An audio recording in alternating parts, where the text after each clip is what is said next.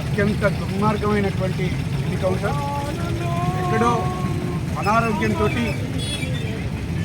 చికిత్స చేయించుకుంటున్నటువంటి నంబళ్ళ కేశవరావును తీసుకొని వచ్చి నారాయణపూర్ అడవుల్లో ఊటకుపై ఎన్కౌంటర్ చేశారు. ఆయనతో పాటు ఇంకా 25 మంది కార్యకర్తలు కావచ్చు, అక్కడ ఉన్నటువంటి మిలిటెంట్ ప్రజానికం కావచ్చు, వాళ్ళని కూడా ఈ ఎన్కౌంటర్లో జోడించి 28 మంది చనిపోయారని చెప్పి ప్రకటిస్తున్నారు. దానికి మోడీ, అమిత్ షా ఇద్దరు కూడా హర్షం వ్యక్తం చేస్తూ ప్రకటన జారీ చేశారు. అక్కడ ఉన్నటువంటి సైనిక బలగాలకు ప్రశంసలు కురిపించినటువంటి స్థితి మన దగ్గర ఉన్నది. అత్యంత దుర్మార్గమైనటువంటి కరుడుగట్టినటువంటి నరహంతక పాలకులు భారతదేశాన్ని ఏలుతున్నారు. ఈ సంపదనంతా, ప్రజా సంపదనంతా కార్పొరేట్లకు కట్టుదిట్టంగా అమలు చేయడం కోసం, దారాదత్తం చేయడం కోసం ఈ కుట్రలో భాగం ఉన్నది. ఇదంతా దానికోసం చేస్తున్నారని చెప్పి మనం అర్థం చేసుకోవాల్సినటువంటి అవసరం ఉన్నది. ఎందుకంటే 2022లో అటవీ సంరక్షణ నియమాలు అనేటువంటి పేరుతోటి మొత్తం అటవీ సంపదనంతా కూడా వాళ్ళ గుప్పెట్లో పెట్టుకొని కార్పొరేట్లకు అనుగుణంగా వాళ్ళకు తాకట్టు పెట్టే విధంగా, దారాదత్తం చేసే విధంగా చట్టం చేశారు. ఆ చట్టంలో భాగమే కగారు పేరుతోటి ఈ హత్యాకాండ చేస్తున్నారు. ఎందుకంటే మావోయిస్టుల ఆధీనంలో ఛత్తీస్గఢ్ అటవీ ప్రాంతం అంతా దాగున్నది. మావోయిస్టులు ఉంటే ఇక్కడ విదేశీ కార్పొరేట్లు గారు, ఇక్కడ స్థానికంగా ఉండేటువంటి అంబానీ, అదానీ లాంటి వాళ్ళు, వేదాంత కంపెనీ లాంటి వాళ్ళు ఇక్కడ మనుగడ కష్టమవుతుంది.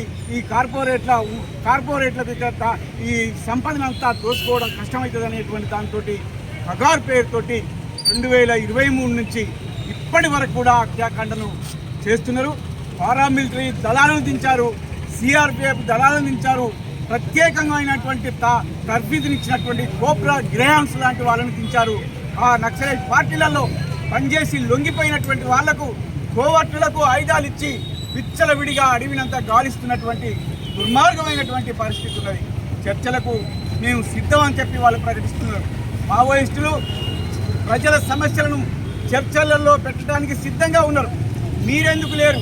మొన్ననే ఆపరేషన్ సింధూర్ పేరుతోటి హత్యాకాండ చేసి దేశం పాకిస్తాన్ మీద దాడులు చేసినటువంటి పరిస్థితి.